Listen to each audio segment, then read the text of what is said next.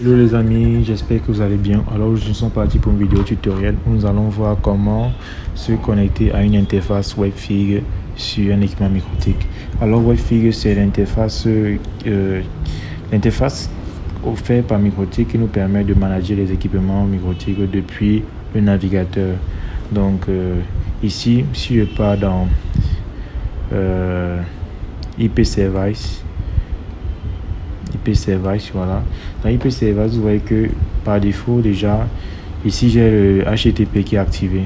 Voilà, donc le HTTP étant activé, donc je peux accéder en HTTP sur mon équipement Microtik depuis le navigateur. Donc ici, je vais récupérer une adresse IP de mon routeur. Je vais prendre l'adresse IP ici, qui est sur Ether2 à 50.1. Avec la 50.1, je viens juste là, je tape 192.168.50.1 et j'accède à mon interface en HTTP. Donc vous voyez là, not secure, parce que je suis en HTTP et cette interface est l'interface Webfig. Donc pour me loguer, je dois avoir les identifiants. Donc je vais mettre mes identifiants 445. Voilà, je me log. Voilà, et là en fait, j'ai en fait l'interface. Ça c'est l'interface Webfig. Je suis en mode quick set par exemple. Je peux y venir ici sur Webfig. Dans Webfig, j'ai en fait presque quasiment tous les mêmes paramètres que sur Winbox. Donc je peux venir dans IP address par exemple. Voilà, ici j'ai les adresses. Je peux refermer là. Je viens par exemple ici dans interface. Je vois mes interfaces qui sont en ligne. Donc c'est en fait quasiment la même chose que Winbox. Donc, mais ça permet, ici on a juste la possibilité d'appliquer des configurations depuis l'interface graphique.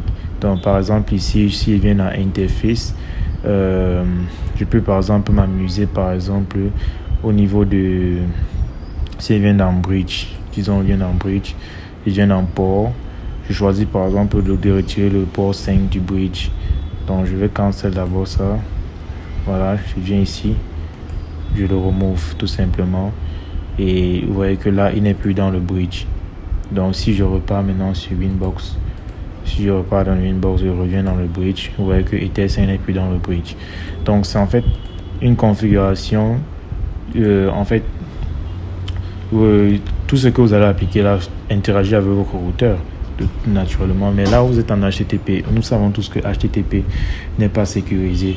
Donc c'est pourquoi une bonne pratique voudrait que vous venez plutôt, donc je vais d'abord remettre ETH5 dans mon bridge. Voilà, je remets d'abord ETH5 dans mon bridge. Ok, donc nous voulons que par exemple, nous savons que HTTP n'est pas sécurisé. Donc une bonne pratique voudrait que on désactive le HTTP et on peut utiliser le HTTPS. Donc si je viens là, je disable le HTTP. Actuellement, je ne peux plus me connecter par HTTP. Donc si je refresh par exemple là et j'essaie de me loguer, par exemple 1 2 3 4 5, voilà, j'essaie de me loguer, vous voyez que là je n'arrive plus à accéder. Si je refresh même encore, ouais, le site n'est plus reachable. Non, le site n'est même plus accessible. Donc c'est un fait ça. Donc maintenant une bonne pratique serait d'utiliser le HTTPS. Donc HTTPS c'est en fait le WSSL, donc sur le port 443. Donc je viens là par exemple. Maintenant une fois activé, ici si vous voulez utiliser le HTTP, peut-être mieux c'est de changer peut-être le numéro de port et de permettre peut-être une connexion HTTP uniquement dans votre réseau. Donc vous pouvez paramétrer par exemple que le HTTP est accessible uniquement dans la 192.168.50 50.050, voilà, .0 par exemple. Donc accessible via ce réseau, donc uniquement dans ce réseau qu'on peut avoir accès à votre équipement. Et où je pourrais changer peut-être le numéro de port, mettez le port 81 par exemple là, faites un apply OK et vous réactivez votre service. Maintenant là quand même, mais malgré ça c'est toujours HTTP que vous utilisez. Donc si vous voulez utiliser le HTTPS, donc vous activez le HTTPS ici par exemple, mais la particularité du HTTPS c'est d'utiliser les certificats. Donc là par exemple que j'ai activé le HTTPS, si je viens là sur le navigateur et je mets ici, je vais mettre ici HTTPS 2. Ok, 190.168.50.1, je valide. Vous voyez que là le site n'est qu'en provide et secure connection, donc je n'arrive toujours pas à accéder parce qu'il n'y a pas de certificat en fait. Il n'y a toujours pas de certificat, donc je ne peux pas accéder via HTTPS.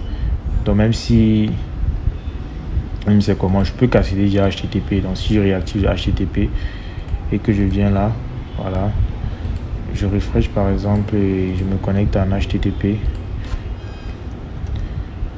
Je me connecte.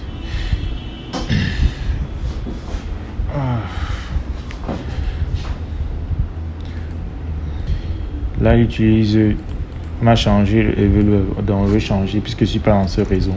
Donc je vais enlever puisque actuellement je ne suis pas dans ce réseau. Je suis dans un autre réseau. Donc on enlève ça, on utilise le port 81, on valide.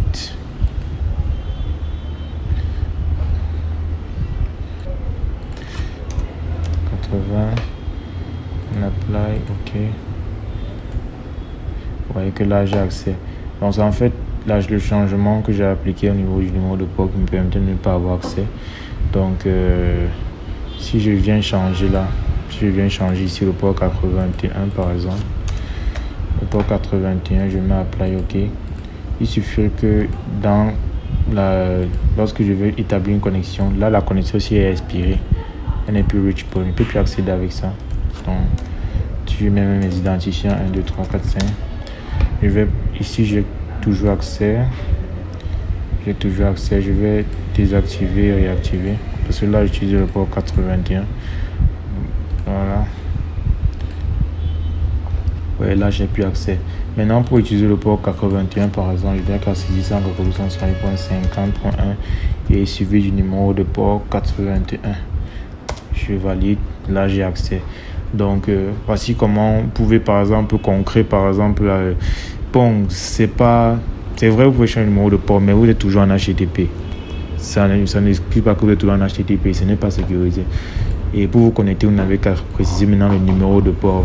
Et c'est pourquoi ici aussi on peut spécifier également le available, donc en mettant le réseau dans lequel la personne doit se trouver. Donc tant qu'il n'est pas dans la 192.168.50, tant qu'il n'est pas dans ce réseau-ci ou tant qu'il n'a pas une adresse spécifique, par exemple mettre une adresse spécifique, il n'a pas accès. Donc si il met apply, ok. Donc tant qu'il n'a pas la 50.1, bon je mets le réseau. Tant qu'il n'est pas dans le réseau en 50, le réseau-ci n'aura pas accès. Il n'aura pas accès à l'équipement, donc je recherche, voilà. Donc même si le bon numéro de port, tant qu'il n'est pas dans le réseau, il n'a pas accès. C'est pourquoi vous pouvez par exemple paramétrer ça. Et comme moi je ne suis pas dans le réseau là, c'est pourquoi il n'est pas accès. Je peux faire un IP config par exemple pour voir dans quel réseau je suis. Je suis dans la 10. Donc je peux par exemple venir ici paramétrer. Ici émettre par exemple le réseau en 10.0. Voilà. Et là j'aurai accès. Tout comme je peux paramétrer mon adresse IP. Là, ça sera uniquement moi qui aurai accès. Voilà. Donc, je vais désactiver et réactiver. J'essaie encore d'actualiser. Là, ça ne s'ouvre pas. J'ai la 10.199. Donc, si je viens préciser ici, par exemple, dans la 10.99, à 10.199, ok, 10.199, oui c'est mon adresse IP. Maintenant je viens là, je vais actualiser, voilà, là j'ai accès. Là j'ai accès parce que c'est mon adresse IP, c'est uniquement mon adresse IP qui a accès. Donc c'est comme ça que vous pouvez paramétrer.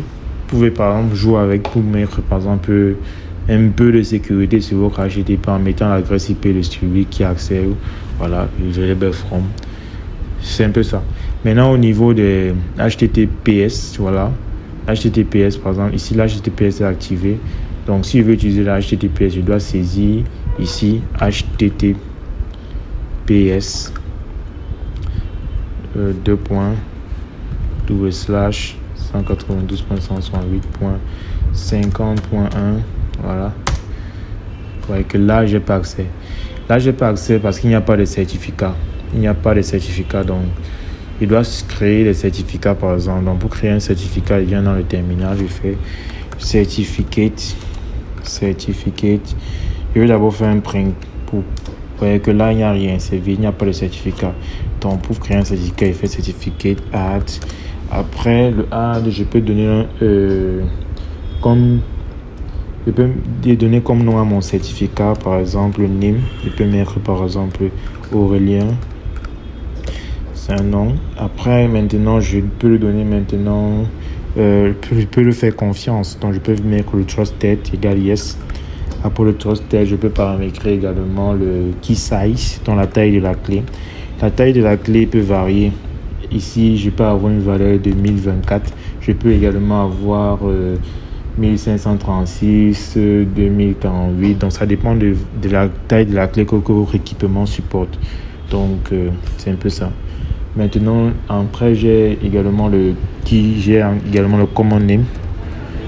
Le common name qui est également important, je peux mettre Aurélien common name. CN, par exemple, common name.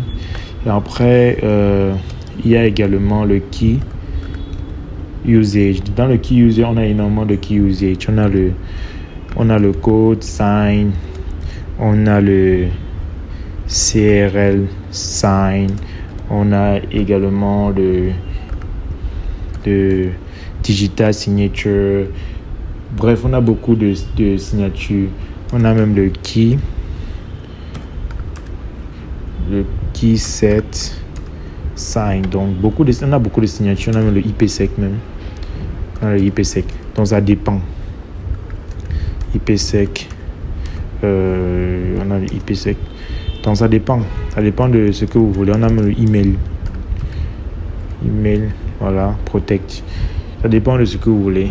Donc, soyez attentifs également sur vos besoins.